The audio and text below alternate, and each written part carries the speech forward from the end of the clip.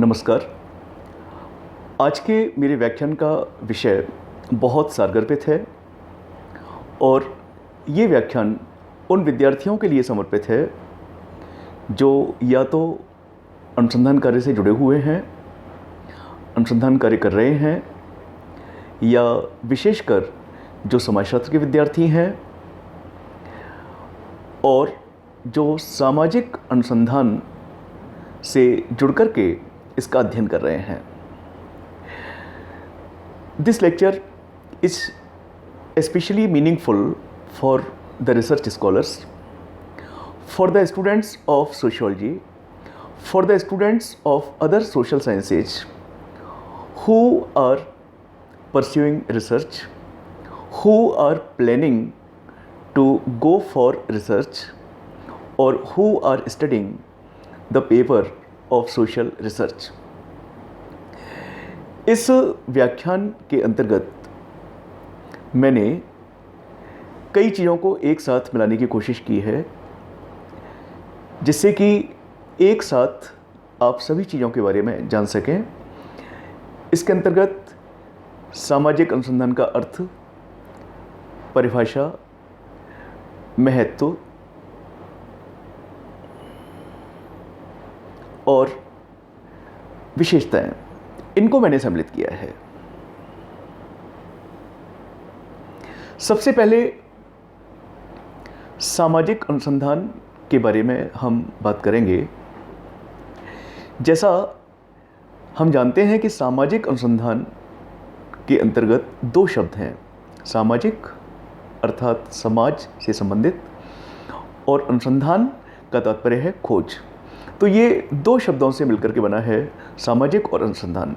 So the word सामाजिक अनुसंधान is made up of two different words of Hindi. First is सामाजिक, second is अनुसंधान। सामाजिक means related to sociology, related to social sciences, while अनुसंधान means research. तो ये दो शब्द इसमें है, सामाजिक और अनुसंधान। अनुसंधान वह वैज्ञानिक पद्धति है जिसमें वैज्ञानिक उपकरणों के प्रयोग के द्वारा वर्तमान ज्ञान का परिमार्जन, उसका विकास अथवा किसी नए तथ्य की खोज द्वारा ज्ञान कोश में वृद्धि की जाती है। अनुसंधान एक सिस्टमैटिक वैज्ञानिक पद्धति है। तात्पर्य है कि जब अनुसंधान किया जाता है तो अनुसंधान के लिए वैज्ञानिक पद्धति के समस्त चरणों को अपनाया जाता है और अनुसंधान के अंतर्गत वैज्ञानिक उपकरणों के द्वारा, उनके प्रयोग के द्वारा जो वर्तमान में अनुसंधानकर्ता के पास किसी घटना के बारे में ज्ञान है, उस ज्ञान को परिमार्जित किया जाता है, उस ज्ञान में वृद्धि की जाती है, उस ज्ञान का विकास किया जाता है और नए तथ्यों को प्राप्त करके, नए तथ्यों की खोज के द्वारा वर्तमान ज्ञान के कोश में वृद्धि की जाती है। तो simply research is a systematic scientific method. It can be called a scientific method. The reality that in a legitimate research, scientific method is used to study the social phenomena. In research, scientific tools are used, and with the help of scientific tools, knowledge or say current knowledge is crystallized, current knowledge is developed, and in this way knowledge is increased, knowledge is enhanced about the social phenomena, about the social event. अब और इसको हम सरल भाषा में कह सकते हैं कि सामाजिक तथ्यों, घटनाओं एवं सिद्धांतों में नवीन ज्ञान प्राप्ति हेतु प्रयोग में लाई गई वैज्ञानिक पद्धति ही सामाजिक अनुसंधान है। जो पद्धति से प्रयोग की जाती है, वैज्ञानिक पद्धति, जिसके द्वारा सामाजिक तथ्य संकलित किए जाते हैं, घटनाओं, सिद्धांतों के बारे में नवीन ज्ञान प्राप्त किए जाते हैं, तो उसको ही हम सामाजिक अनुसंधान कह सकते हैं। सीधा सा तात्पर्य यह है कि in social research scientific method is used and with the help of the scientific method data are collected, data are classified, data are analyzed, data are tabulated. Not only this, the theories and concepts are developed. तो इस प्रकार से सामाजिक अनुसंधान अपने आप में बहुत महत्वपूर्ण है।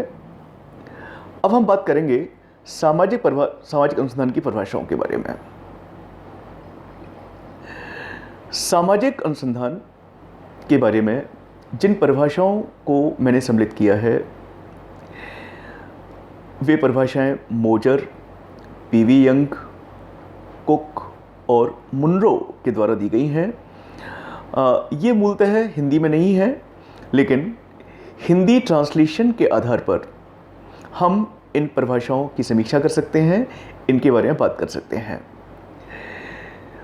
मोजर के अनुसार व्यवस्थित जानकारी जो सामाजिक घटनाओं और समस्याओं के संबंध में की जाती है, सामाजिक शोध कही जाती है। तो मोजर सामाजिक अनुसंधान को एक व्यवस्थित जानकारी, सिस्टमैटिक लर्निंग, सिस्टमैटिक नॉलेज कह करके पुकारते हैं। और ये सिस्टमैटिक नॉलेज है सामाजिक घटनाओं और समस्याओं के संबंध में।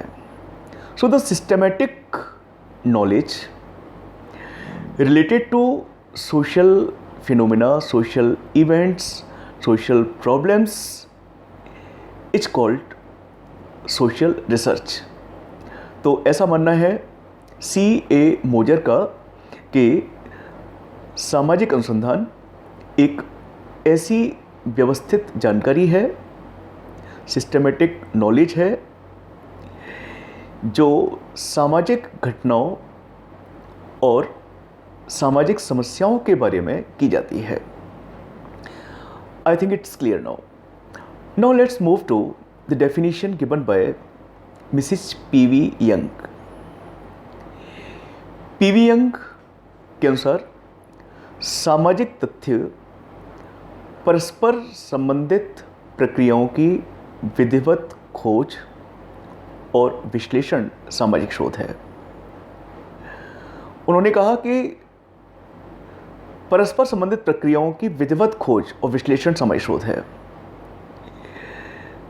समाज में जैसा हम जानते हैं प्रक्रियाएं चलती रहती हैं, तो उन प्रक्रियाओं के बारे में तथ्य की खोज करना, तथ्य प्राप्त करना, उन प्रक्रियाओं के बारे में खोज करना, उन प्रक्रियाओं का विश्लेषण करना, यही सब सामाजिक शोध है श्रीमती P.V. यंग के अनुसार। कुक ने माना है कि किसी समस्या के संदर्भ में ईमानदारी, विस्तार तथा बुद्धिमानी से तथ्यों, उनके अर्थ तथा उपयोगिता की खोज करना ही शोध है। तो आपने भी इस बात को स्वीकार किया है कि सामाजिक शोध समस्याओं के संदर्भ में होती है, लेकिन ये खोज ईमानदारीपूर्ण तरीके से, निष्पक्ष रूप से की जानी चाहिए और अध्ययन करते समय, खोज करते समय अनुसंधानकर्ता को बुद्धिमानी का प्रयोग करना चाहिए, ज्ञान के विस्तार के उद्देश्य से करना चाहिए और समस्याओं के संदर्भ में तथ्य प्राप्त करने चाहिए, तथ्यों की उपयोगिता के बारे में जानकारी रखनी चाहिए। ये सभी चीज़ ही सामाजिक शोध कहलाती हैं। मुनरो की परिभाषा भी बहुत महत्वपूर्ण है।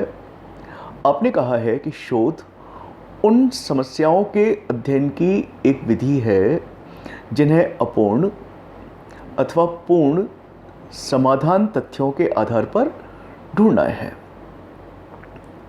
तो मुनरो का मानना है कि शोध अध्ययन की एक विधि है और इस विधि के द्वारा समस्याओं का पता लगाया जाता है। सामाजिक अनुसंधान की परिभाषाओं के बारे में बाद में हम बात करेंगे, सामाजिक अनुसंधान के महत्व के बारे में। सामाजिक अनुसंधान विभिन्न सामाजिक घटनाओं के संबंध में वैज्ञानिक ज्ञान प्रदान करता है।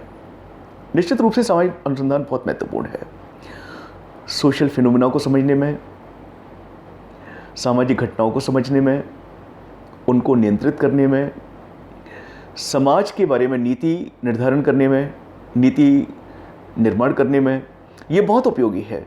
Social research is very useful. It enables the researcher to study the social phenomena, to study the social problems,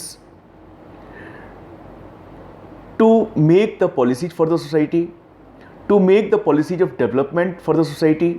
So I fail to describe, or say my words fail to describe the exact importance of social research. It is so important, so valuable, so essential. Without social research, we cannot understand the social phenomena. Without social research, we cannot understand the social change, social processes, the society. So for everything, for the understanding of everything, social research is required. तो सामाजिक अनुसंधान विभिन्न सामाजिक घटनाओं के संबंध में वैज्ञानिक ज्ञान प्रदान करता है। सामाजिक अनुसंधान नवीन ज्ञान प्रदान करता है। सामाजिक अनुसंधान के माध्यम से किसी भी घटना के बारे में जो भी ज्ञान प्राप्त किया जाता है वो नवीन होता है। सामाजिक अनुसंधान नवीन ज्ञान के पुनर्निर्माण में सहायक होता है।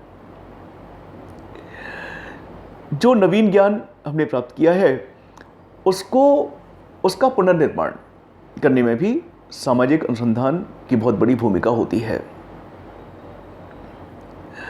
सामाजिक अनुसंधान वैज्ञानिक अध्ययन प्रस्तुत करता है। सामाजिक अनुसंधान वैज्ञानिक अनुसंधान प्रस्तुत करता है, साथ ही ये घटनाओं के बारे में भविष्यवाणी करने में भी सहायक होता है। और इस प्रकार हम कह सकते हैं कि सामाजिक अनुसंधान समाज सुधार में बहुत ज़्यादा सहायक होता है। व्याख्यान के अंत में अब हम बात करेंगे सामाजिक अनुसंधान की विशेषताओं के बारे में। जैसा हम जानते हैं कि सामाजिक अनुसंधान सामाजिक जीवन से संबंधित होता है।